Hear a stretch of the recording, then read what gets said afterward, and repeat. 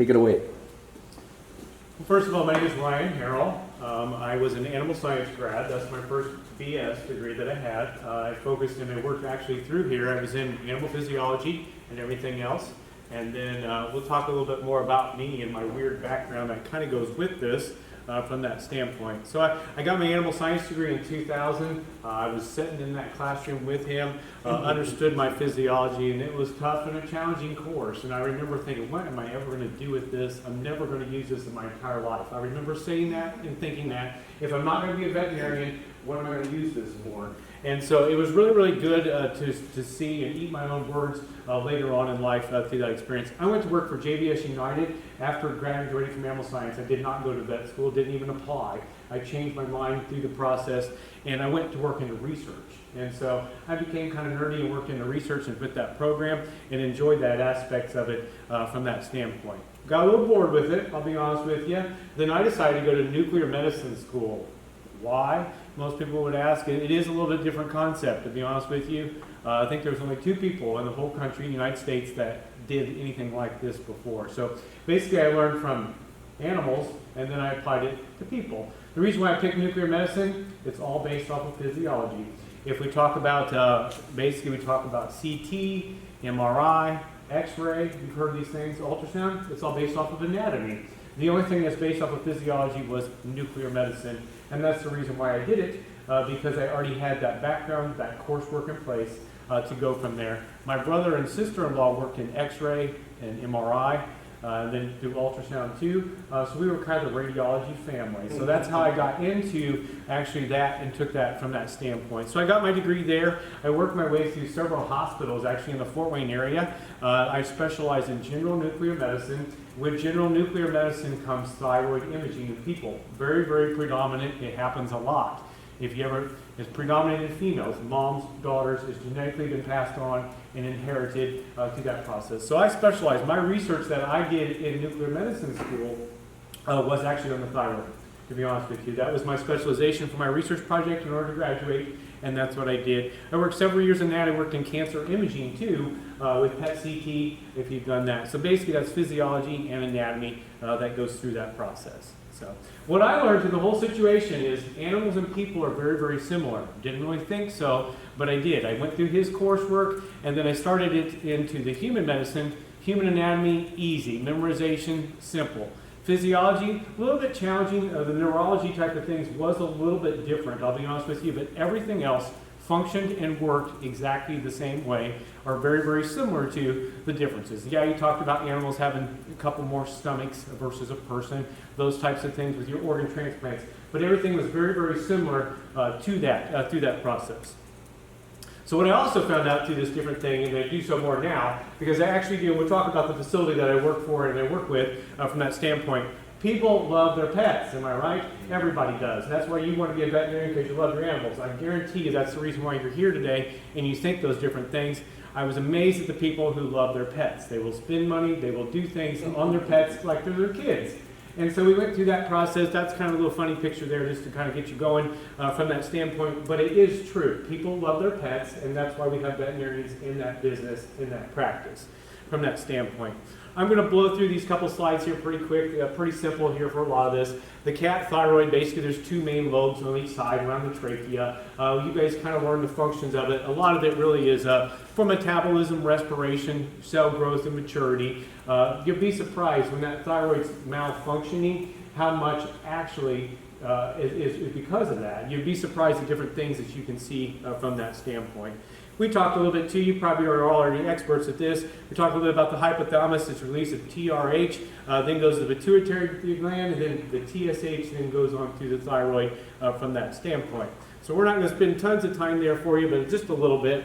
We're going to talk to you about then how we get to this process. So our thyroid gland here, we get those things that stimulate, as we talked about with his physiology there, and in that class working what we've done, and then it makes the production of what we call T4 and T3. And it kind of has this nice feedback mechanism that goes on through. When one's too low, we pump it back. We do those types of things there, as we talked about, and we can see over here from that standpoint.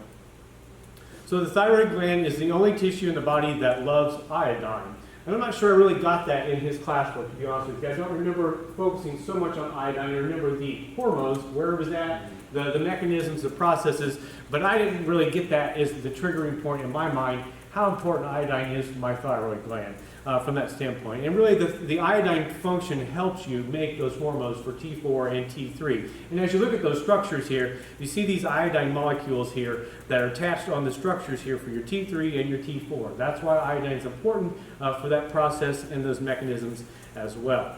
Same thing goes, here's a little bit of humor here for you. Very, very similar. If you take home nothing else today, remember, college students need their beer, the thyroid needs iodine. Both of you need this to function and to cooperate here with where things are at. So that's your take home for that. A little bit more today of the iodine absorption. So basically iodine, it comes in that form, it gets converted to iodide. From that standpoint, these iodide ions then get absorbed through the intestine. So we talk about the gut, the small intestines, the different types of tracts with where that's at and how that process happens. And then once it gets absorbed, it goes through the blood processes and goes right back up to the thyroid. That's where the iodine comes. That's how we all function and we work. I don't remember that much back then. In my animal science days, it wasn't that big of a focus for me how important iodine really was, as we mentioned, but that's how the whole process kind of works within that place, moving on down. So once again, if we look here at the picture here, that iodine comes in and it gets trapped within that thyroid gland. It works on that process as well. We've got this active transport process. You probably remember that. We talked about some ATPs, those fun things and different things at different points in time with different mechanisms that we had within physiology from that standpoint. So we can talk a little bit about the organification of THYROGLOBULin. This does help. Iodine is the active ingredient for the organification for the production for T3 and T4. Is formed within that cellular level. So if we look a little bit at the structure of the picture, we see that how it forms and goes in and out. We have the presence here of iodine as it comes in. We change some electricity there to it to make it with different charges to go through that process. All of this is involved and helpful within that production of that process. So we want to talk about, too, what happens now when the thyroid becomes abnormal or malfunction, right? We discussed a little bit hyperthyroidism, hypo. I think you showed me some pictures of dogs, if I remember correctly, back in the day for those hypo dogs. And then we have hyperactive cats, right? So this is predominantly what it is. Basically, the thing to remember, overactive, underactive, hyper, hypo. I know this from my medical terminology course, I had to take human medicine, that we had to do that. Same thing too, you have to have those prefixes and those suffixes there in medical terminology as well. So that's where we're at. So basically what has happened in hyperthyroidism, we have an elevation, an increase in T4 with where that's at. In hypo, everything's kind of shut down. It's basically understanding that concept. So over there on this chart, you'll see here a little bit, you're underactive, you're overactive, your T4 and T3, they kind of all function and kind of go together a little bit there within that process. So basically with hyperthyroidism, we're looking at how that elevation process takes place. So basically we've got a fall in your T4 levels, which stimulates your pituitary to increase more TSH. So okay, we get this stimulated through this mechanism, this feedback mechanism, so it wants to kick in. So then the TSH then will stimulate that thyroid gland, and then it will constantly continue to release more T4 into the blood circulation. So as the T4 levels increase, the thyroid glands becomes what? Iodine deficient. So basically we need more iodine to get more T4, right? Because we think it's that. So when this is kind of malfunctioning, we're getting massive quantities of excess things that goes through that process. So this is what happens. Remember we talked about that thyroid does so various many different functions within our cats, within our people from that standpoint. So this is your classic cat. I'm going to tell you that right now. Old, greasy, ugly looking cat you would see on the streets, and you're thinking, what on earth are people doing to this? These are the cats that we have that. We have a rough, greasy hair coat, almost every single one of them. They're not very friendly, lovey-dovey cats anymore because they're not feeling good, and you don't realize that. And so we got some weight loss. A lot of times they're pretty thin. I'll be honest with you with where that's at. We see rapid behavioral changes. There's things too that we talk about. You see here with a rapid heart rate. We do check a pulse and heart rate on our cats. Usually they're bumping and they're going excessive. That hyperthyroidism makes that heart rate increase with that. Sometimes if it's left on too long and the owner doesn't realize it, can get some heart murmurs, some heart enlargements. Is not abnormal. We do get some elevated liver enzymes. We can get some kidney functions and problems too if it goes over the course of time a little bit too much as well. There is some vomiting, some diarrhea that goes with the weight loss. Sometimes the cats are pretty much either bouncing off the wall or they're really tired because they've crashed with all their energy that they have. So some statistics here. Most of your cats here are ages 4 to 22. I don't know if I've seen a 22-year-old cat, but I've seen some pretty old ones that do come through the clinic, and the people love them because they've been with their family for so long that they do want to still get in a treatment. And I completely understand that concept of where that's at. So it's very, very similar. Another ruffled, ugly-looking cat here that we have here within that picture. 95% of these cats, like I said, are over 10 years older, and then most of them are, honestly, it really is interesting, is most of them are domestic short-haired cats versus long-haired. There's more statistics in that for some reason that goes with that. Of course, me being a little bit brainy, a little bit nerdy, I thought, well, people, if we talk about the Asian population, research shows because of their high seafood diet, the Asian population has more hyperthyroidism. The females, moms, daughters, and their dietary restrictions. So we looked at it. I looked at it, being the research guy that I am, why are we seeing so much in cats? And there's been some hypotheses out there that state it's very well possible because we don't have much iodine regulations on our seafood. Everyone thinks Fluffy needs to have fish, salmon, chicken, you know, these good things. So a high seafood diet, we talk about that with mercury, we talk about that with iodine concentrations. It's not really that elevated of where that nice balance needs to be.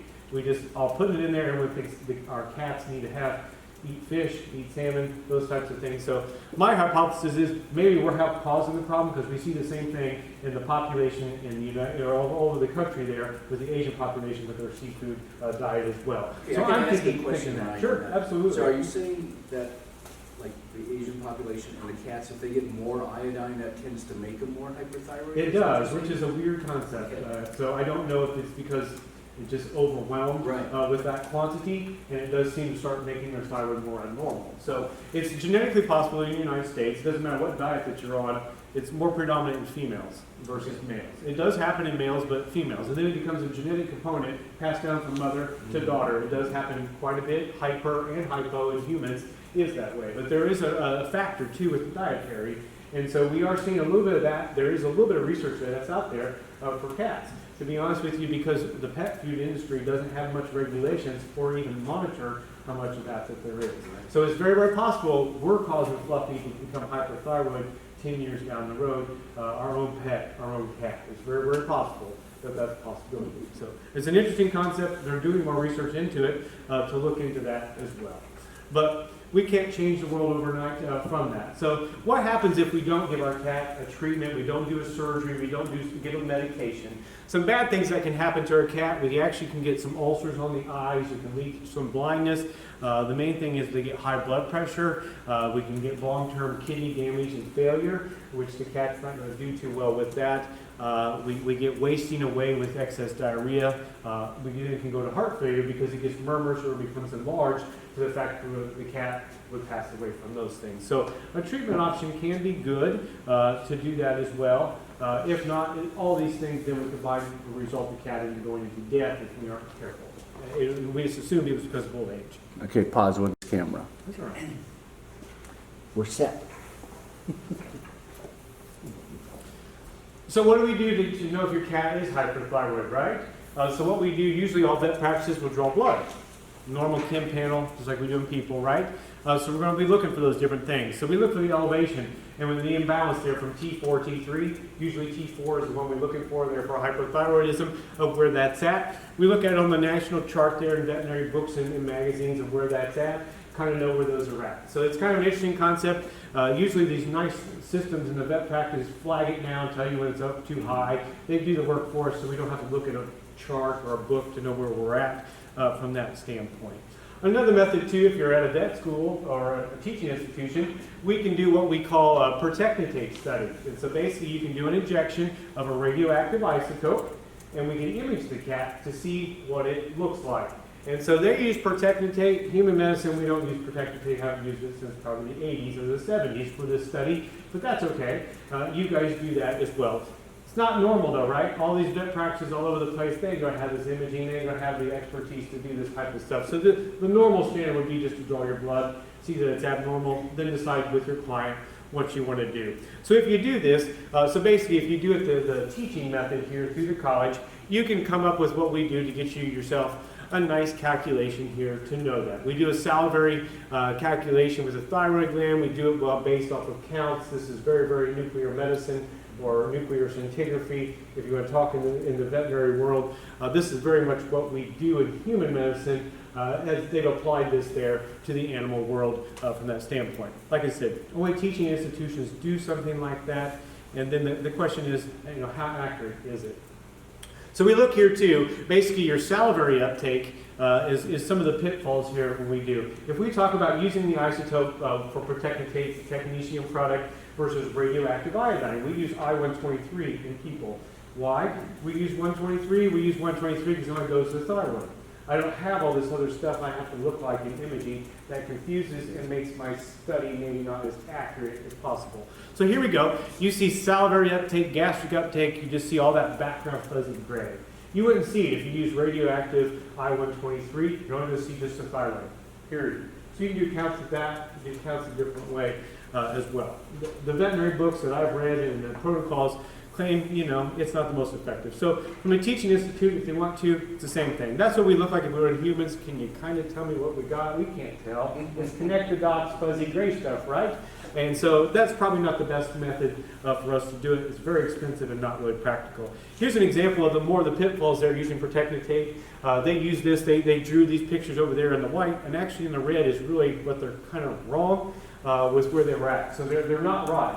Because, I know it because I'm a nuclear medicine person. They're in the veterinary world, it's understandable. But they assume it's here, it's there, and it's not. You're drawing structures around cardiac structures. The thyroid isn't that low. You have cardiac uptake, and you don't realize that that's what you're getting the counts from. So you've got to be careful when you do that in the veterinary world. It's probably still not your number standard. It's why we veered off of that in human medicine. So basically, your cat's got hyperthyroid. What are you going to do, right? We can do surgery on this minute little organ in our throat of our neck of our cat, take it out, see if that works. Doesn't sound like too much fun. Doesn't sound like the cats will probably appreciate that. It's an option. About 10% of them die. It depends on how good a surgeon we are from that standpoint. We can put them on medicine. A lot of them are put on medicine, but you have to give 1 to 3 pills or capsules or drops or pad things behind the ear of our cat.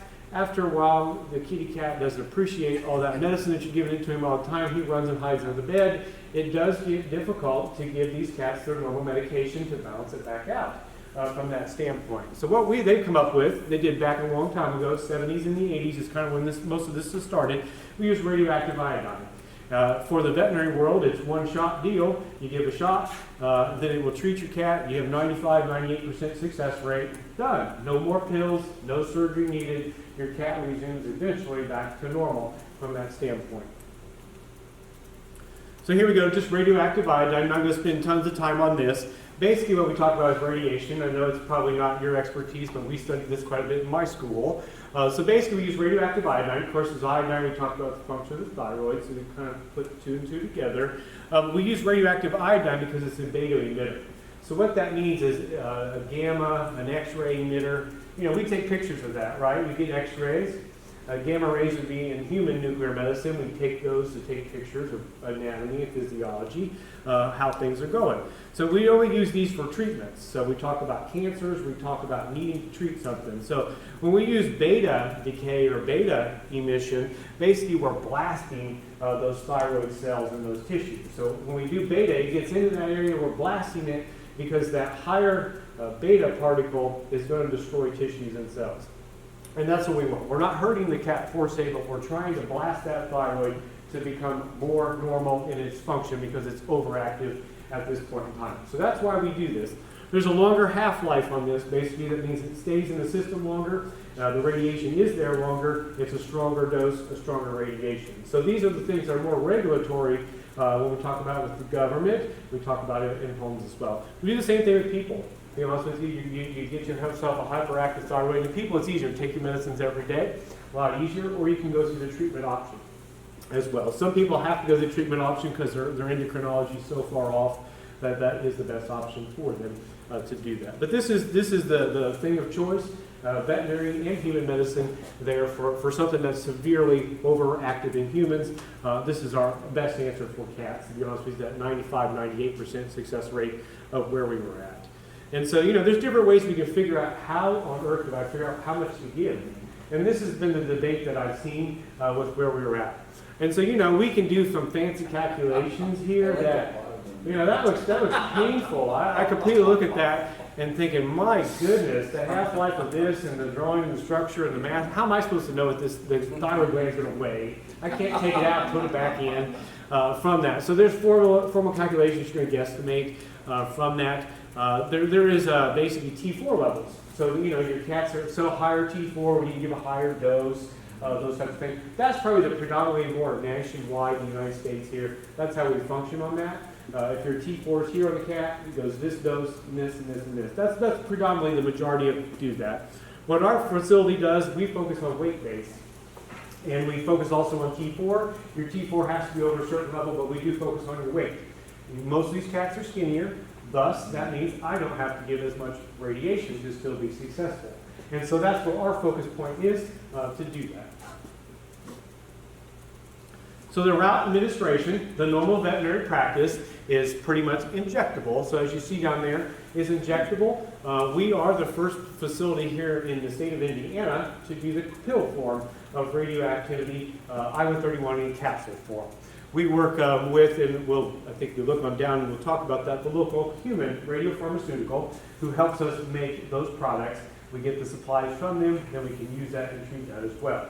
And so we are the first ones at cutting edge wise to do so, to do that. And we're talking about the physiology between the current practice, the new practice, and where that's at, and where we're going from there. So is it easy to give a cat pill? Yeah, I do it once. We use a pill gun. Not so bad. We sometimes have to grease it up a little bit, but it is a very, very small pill. They're used to taking these pills on a regular basis of other medications. We've made the radioactive pill just as small. And we give them what we call like a chaser, so basically we do a syringe of water afterwards to wash it all down. So most of the time, that's what I see right there is the tech doing that, or the veterinarian that assists me. We see this nice big wide open mouth as I'm putting the pill gun in to do so. And so we do want to do it quickly. We want to make sure it gets in the right spot. And we'll talk a little bit more about that versus the other method. So here's the thought process. The current method in practice is to do an injection. We've got RadCat, Indianapolis. There's a couple other facilities here in Indiana that does this. This is predominantly what veterinary practices do and have done for years. And it's worked. It really has. Nothing's wrong with it. And so we do an injection basically underneath the skin in the region behind the neck. That's just what we do. You should have a syringe shield there because it is radiation. And you're dealing with the liquid form, okay? How many people have ever seen a cat get an IV? You give an IV intravenous solution underneath the skin. How many of you, after you take that needle out, what do we see? We see drops and stuff coming on out, right? So that's fine. It's just saline, big whoop. When I'm talking about radiation, that's a big deal, right? And so that's the downfall I have with this is, yeah, we poked in that skin. I can massage a little bit, hope it doesn't come back out, but it's probably going to still come back out on the cat's hair. The cat's going to lick it. It's going to come on my hands. It's going to drop on the table. So we talk about a radiation safety standpoint. Me as a technologist, you as a staff or veterinarian, you're going to be exposed to radiation that doesn't need to be because it's not contained. It's in liquid form. And the bad part about iodine is it's become volatile. So in liquid form, I can breathe in the vapor and I can zap my own thyroid as a person. Not a good thing. You don't want. So we do these usually, our facility is designed under what we call a fume hood. We deal with that. We are in all ventilated out type of facilities within those rooms. I don't deal with liquid, I don't need that, but we have to do those regulations for the government because these facilities need this, so we don't breathe in the vapor and then we're zapping our own thyroid. So that's the downfall. And then we're going to talk about physiology. So if I'm talking about how is that cat's injection under its skin going to physiologically get to the right spot? It will eventually. We're blasting this massive radiation amount in a region where the thyroid would be. We'll get there. But physiology-wise, it doesn't make much sense to me. As I studied his class, as I studied human medicine, and my expertise was in human thyroid, It didn't make any sense to me. It's not really how it should be. Plus, there's huge red flags for me for radiation safety purposes of why we do that. So we developed a pill. You swallow it, and it goes right down the place, right? It goes right. We talk about the physiology. We talk about the normal thyroid function, right? So basically, that radioactive iodine gets absorbed through the GI tract and the digestive system, right, of a normal capsule. So basically, the thyroid isn't the smartest animal in the world or creature. It doesn't know the difference between a stable form of iodine, a chemical form of it.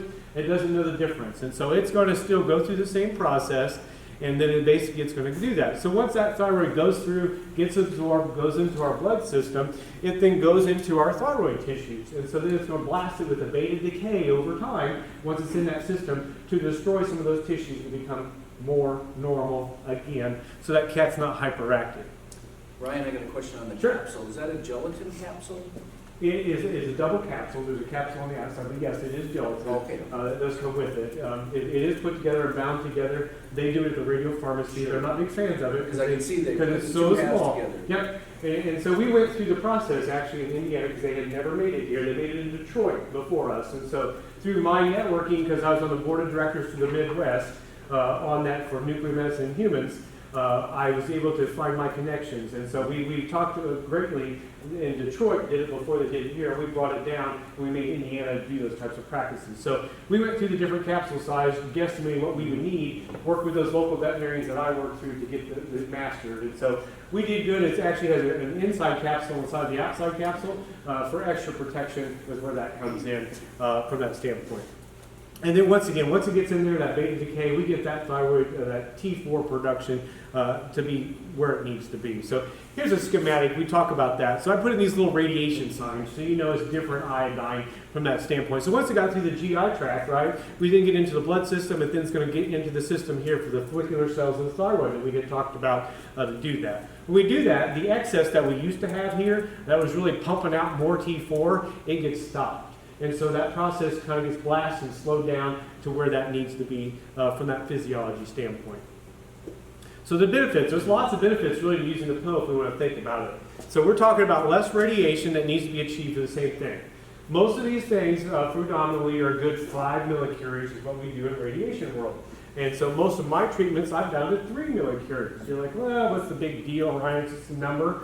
The number is actually better. My cats can go home quicker. They have less radiation exposure to them from that standpoint, less radiation exposure to your staff, shorter stay that they have at the facility, and they can return back to normal.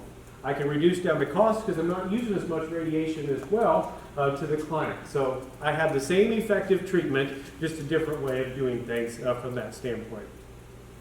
So this is a little bit too, we've got a strenuous background. We follow the same background that we did in human medicine. You know, we pull that T4 level that we had talked about. I don't want you on any other thyroid medications. That's going to screw up my text. You got to be off of that for a period of time. I don't want you on a thyroid diet. There's diets out there too for these thyroid animals. I don't want you on that because it's going to mess up my study. I want you to be full-blown, normal, overachieving hyperthyroidism when I see you, on nothing else. And so there are some other medications we look at, make sure you're not on, that can interfere with that from that main thing as well. So basically the main thing that we look at is right here. So you can do a chest x-ray. We check our cats to see if their hearts are too enlarged. We check kidney functions as well. From that, we want to make sure that they're going to be a stable animal to get through the process. Purdue would do the same thing. All of the vet practices that would do the same thing. We make sure it's a good, stable animal. I have done animals Purdue would refuse to do, and they have been successful. But we don't do tons of those. We still recommend what they go by as well. This is the thing that's different for us. Before we do any treatment, there's no food or water, at least for the animal, before and then after as well. So we don't want anything to be fed or drank to the cat for 4 hours, and then we do afterwards, it's a good 3 or 4 hours also. Why would that be? Because I want my pill to be absorbed, right? I want that to be the only thing that's going to be absorbed for that animal. I don't want to interfere with food. I don't want that. I want you to be hungry. I want that pill to go through there and go through the full process. The same thing happens that we do in humans. We do the same protocol, same thing. So we've adapted a little bit of the human protocol here to be with our cats and done that to achieve that as well.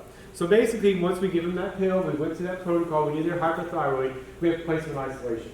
Same thing too, Purdue would do it, any other college would do the same thing for your institution. You go to Radioactive, they have an isolation facility as well. This is ours, it's got radiation signs of course on it. It has a ventilation system that sucks it out and out to the rest of the world, all separate from the rest of the veterinary practice. It's all locked down facility, no one else can get in and out, only certified staff that has radiation badges and rings that can go through the whole process that does that. So the cat's placed in isolation predominantly 2 to 4 days. And so, not too bad. You talk about Purdue, we're a good 7 days or longer on a lot of these. And I do have some cats that we do keep longer based off of how the radiation comes out of their system from that process. So we do, after treatment then, as we talked about, no food or water. Then I give them their food and water, and boy, they're always hungry and happy to see you. And then, you know, with where they're at. So basically with this, what we've discovered is within the first 24 hours is when the cat really goes to the bathroom a lot. And that is the most radioactive waste that we would have, is the first 24 hours. It goes through the system. Obviously, not all that gets absorbed. The rest of it just goes through the process. So we're happy to see the cat's first bowel movement or urine sample, because that's where it goes. And so that's where we look at it. And you can, I don't know if you can see either one. There is a litter box that's placed on the back of the one that's up here, kind of a back up in here. Plastic covered litter box that goes through that process. So the cat goes there, it all gets pulled back in, radioactive waste gets stored away from that standpoint. Because both the urine and the feces would be radioactive. Correct. Right? Correct. Saliva would be actually also. So we do monitor the feed and water bowls too, because of any secretions as well. Everything's, if it was having tears, they would be radioactive too. Correct. So, or if they sweat a lot, those greasy haired cats. Yeah. So from that standpoint, so they're in there and we do that. So basically we monitor the cat before we know it can go home to the client, right? From that standpoint, we would be one of the first facilities, I think, with the Nuclear Regulatory Commission to have home instructions for our owners. You can take them home at 2 to 4 days, but for another couple of weeks or where that's at, you need to follow these precautions. If you can't do it, don't want to do it, we keep them in our facility. It's very simple. And so that's where we go from that standpoint. Let's pause 1 second now. We're doing good. We're coordinated here, buddy. Okay. So then we've got, you can take your animal home. We have put it in absorbent paper where that's at. Not in a joking manner. I have had some weird patients. I'm just going to tell you, I didn't even know you could get Geiger counters and lead aprons on your own in the real public. You can. I'm not sure how accurate they were, but people do have that. And I understand that. We give them recommendations. We educate our clients when they go home the different things so they don't give themselves more radiation exposure. Because these things are still radioactive. They're not as radioactive by the time we release them to go back to the public. Now the Geiger counter, will that pick up beta? I need a refresher on that. Yep. I took a radioactive Yep. course, but okay. So Yep, and so we make sure it's safe to the humans. And we do the same thing in people. People take their treatment, they can go home, but they have restrictions they must follow. We do similar things too. The Nuclear Regulatory Commission was perfectly fine with this as long as we educate. You got to have a consent form, they have to sign it, they have to abide by the rules and regulations as well. If there's issues, contact us immediately. So we make them do it for a good 2 weeks.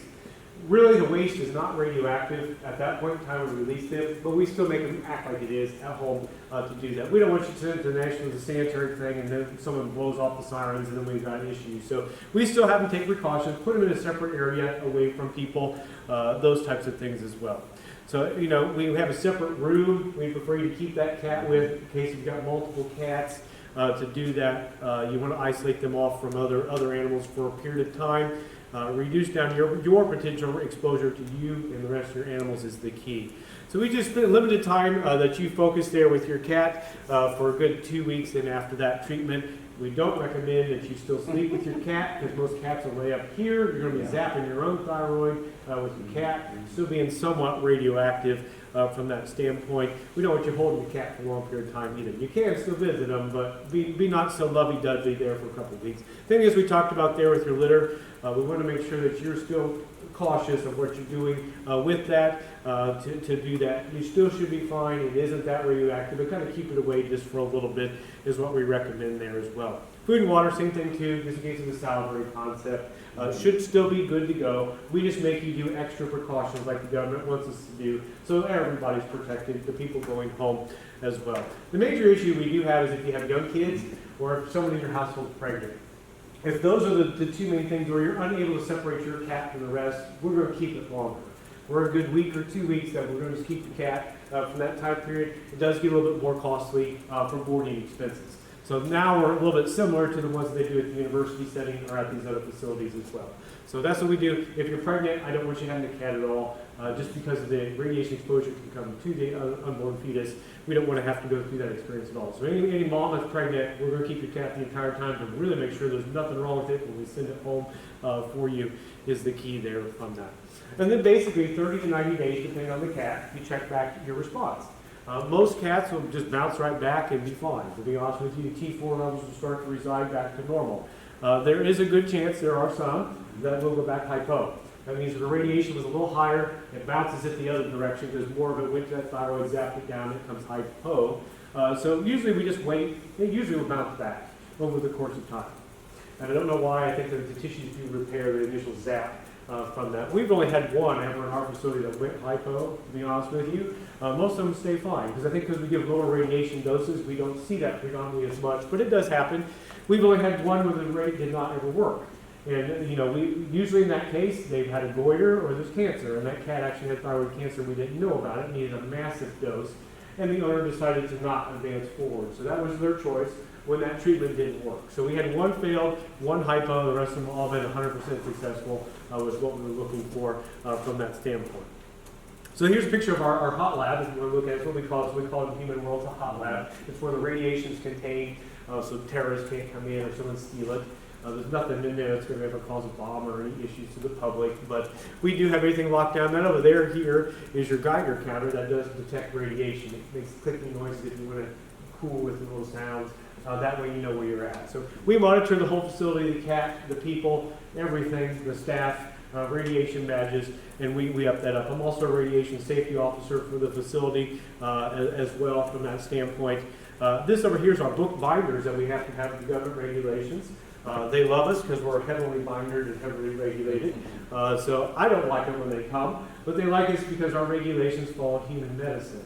And so because we've changed the way veterinarians are doing it to human medicine, they understand it. And the reason why is because veterinary regulations don't really have defined nuclear regulations within nuclear regulatory. It's not defined.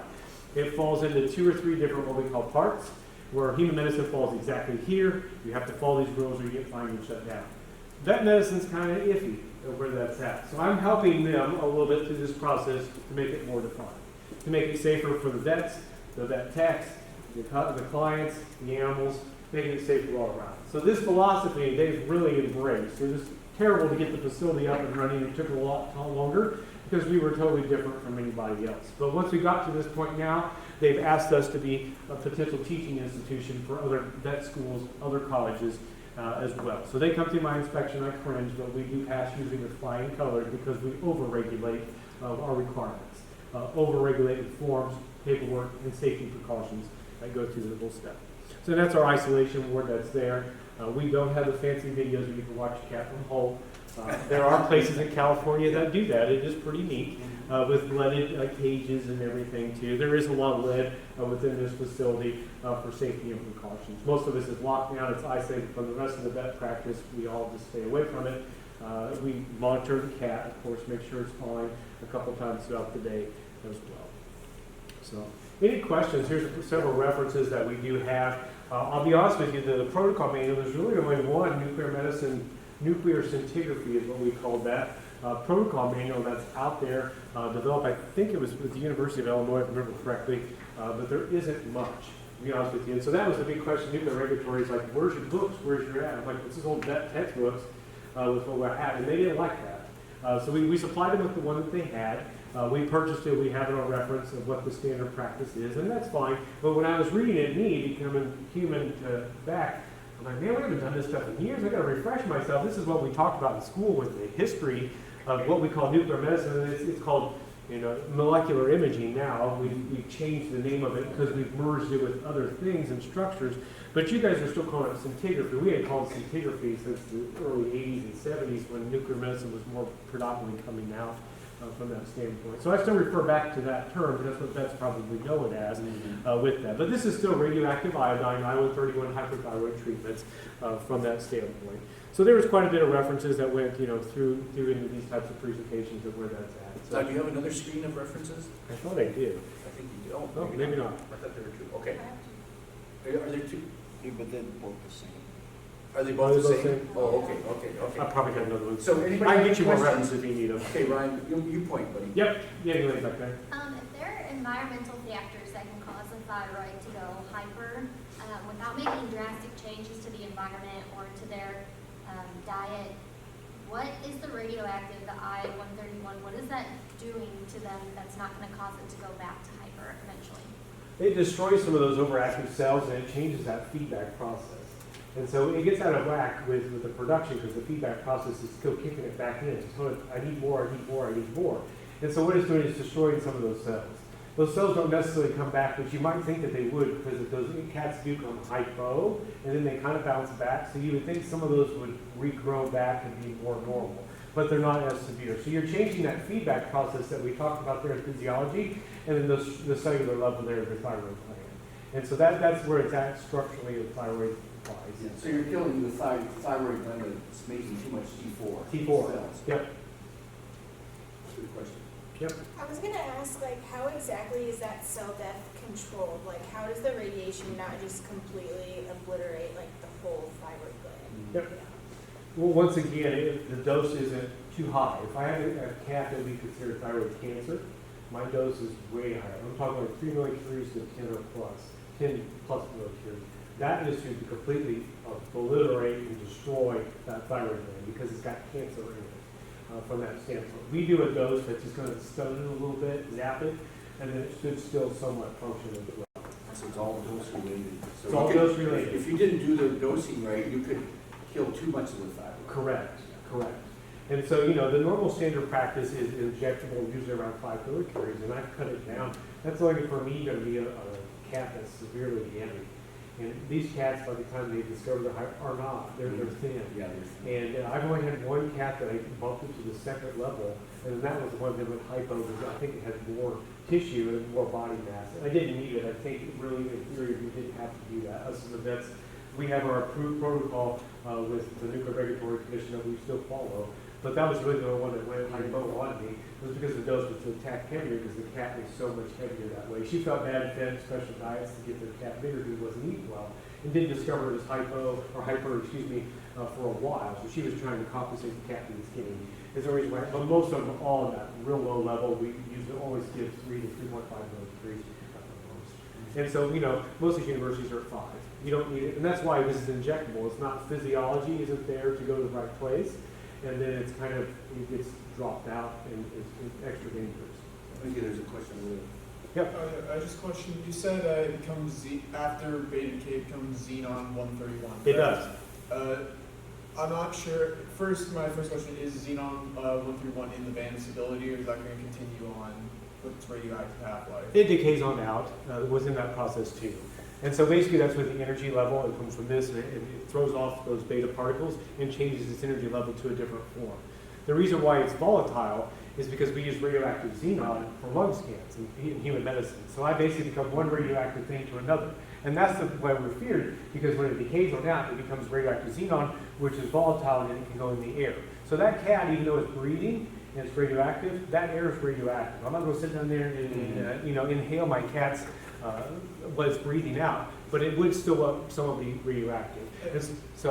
And could that potentially be poisonous to the cat? Because at least with xenon 135, that has potential risk of actually causing xenon poisoning. Sure. Is this a lot?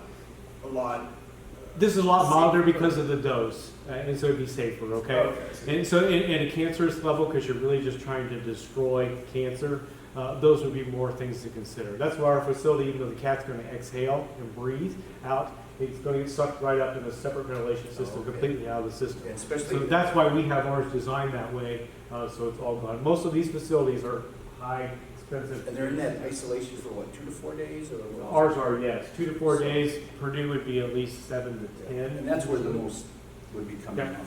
But the safety is with us. You know, we're taking care of that cat. We go in there, not the owners or whatever the staff is. And so we've got ring badges to monitor our radiation exposure to our hands.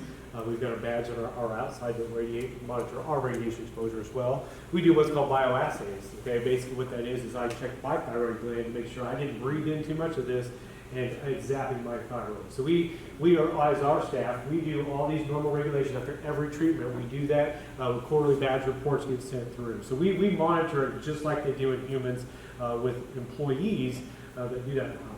We do the same thing with cats. And it doesn't cost us that much money. They already had the x-ray facility, they already had the badge, they just had to ask for the finger badge to go with it. And it's the same company that does it. So we just have separate staff with separate training that does it specifically. Not everyone's going to get the chance to go through there. Okay, and just one last question. How Sure. much is the typical cost for, obviously it might vary depending on the dose? It varies per place. Ours is usually just shy of $800. Most of these are $1,200 to $1,500 from that standpoint. Perfect. So most of them are $1,200 to $1,500. Some can be up to $2,000. Depends on parts of the country. So you go to California, you go up to New York, they're going to be a little bit higher.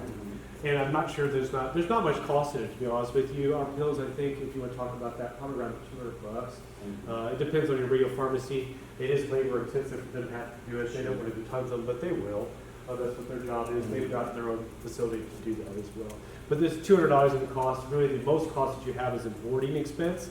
And so go into a capsule, I've deleted out that boarding expense that you have to reduce down our costs. So I'm not trying to undercut Purdue on cost, but I can get your cat out faster, less radiation, and I can cut your cost because of that standpoint.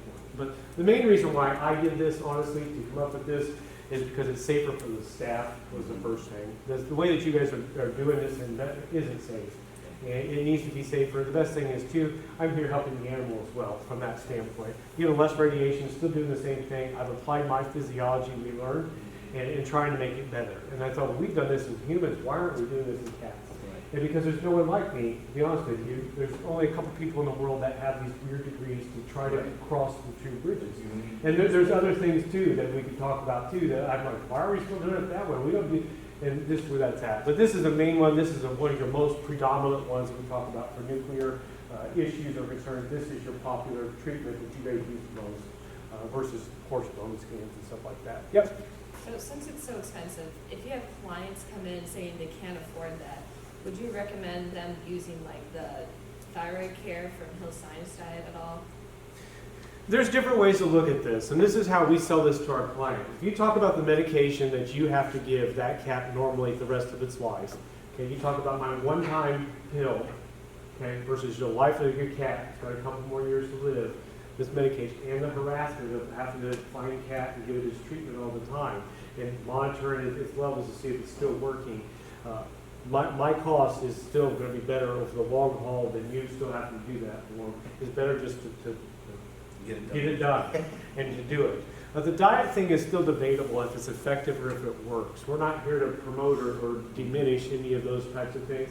It's debatable if it works. They do somewhat do some function with those in those diets, but it's still debatable. It's best to use the physiology, the science, the biology behind it, and do the job the correct way to get it done. But you can do it that way and probably just prolong it. I can't guarantee it's going to cure it. From this standpoint. Yep. Do you have a concern with female staff administering the treatment if they were like unknowingly pregnant? Like, Correct. Do you try to avoid having We females do. on your team? No, we have females on our team. We don't discriminate. That's a loaded question. Do you want to avoid females? I will say yes. We do have females on our team, actually, and we've had young ones to older ones that's already past childbirth age as well. So each staff member is trained. They have a declaration of pregnancy. If they know it or don't know it, you can file one with them. If they think they're going to, we'll just ask them not to be around them and with where that's at. A lot of the stuff that we deal with is only for a short period of time. I'm not in there for long periods of time, so I've minimized that radiation exposure with that. But if they're considering that, we'll probably bump them out of the system. But that's for their safety and their fetus of the child versus us. And most of them would agree. It's a mutual employer thing. They don't have to declare it if they don't want to. Most of them would. You have minimal chance, but we don't want to take that chance or that opportunity. So, but we do. Most of my staff is all females. From veterinarians to vet techs that go through that process. And I'm the radiation safety officer. I'm the corporate trainer as well. So we do annual training of all staff, and then we do that as well from all the record. I got a couple of questions. Now, you said I-131 is 8 days half-life. So when I also teach my students, I say, when you're working with this stuff, I was trained, because I took some of these courses, Yep. 10 half-lives equals gone. No, Is that a pretty good rule? usually is. It just depends on each one and the mechanism of how it gets out of the body. Okay, so now the litter, do you, shortly after, like the ones when they're in isolation, do you treat that as radioactive and Yes. do the radioactive Decay bags room. and all that We stuff? have a decay room, Okay, and they decay go through room. the process. And so, yeah, they're bagged, the Geiger counter would say the level that they're at. It's tagged and bagged, and we go through the same process. We do that in human medicine, but we don't collect people's feces or anything Right. like that. That's not where we're at. We do that for radioactive blood and IVs. You have to store that away on different waste products that you have in a hospital. But that is the biggest pitfall of this treatment for anybody, is you gotta have the storage capacity to do it. So we've got lead-lined rooms, locked down, and they go through the filing system. And they have to be below what we consider background, within our level, And then they before can I toss it before I can toss it out to the sanitary people, Yeah. okay? Then it becomes that. We do the same thing too. We're nice, we put them on blankets, or a towel. We don't want the cat just sitting in that poor cage. So they sometimes might pee on it, might spill something on it. We check it for radiation, and then we'll go ahead and move it into isolation. Then it can go back to laundry and be reused as well. But everything has to be checked from that cage. It has to be sanitary, cleaned out, and moved on. So once again, staff training is where that's at. Same thing with me. I oversee it all within that, so the veterinarian's there within our practice. So you do let it decay out to nothing, basically? Correct. Makes sense. Correct. We've got a standard level that Sure. the regulatory allows us to put it to safely do. Usually we go even further than what it needs to be, just for extra precautions. This is some protocol that we have. And that's the beauty of the 1 mark 8-day, on it. 8-day half-life, because if it had like a 10-year half-life. Correct. Then That's you why we need a don't bigger use room. those. We don't use those isolates. Yeah, So it can get busy depending on the time of year and how we catch you up for Sure. treatment. So, yep. And then I got another question, because the parathyroid glands are Correct. there. Is there any parathyroid gland dysfunction that you induce, or is it so specific to the? It's more specific because a lot of the parathyroid hormones that bounce back and forth, we don't.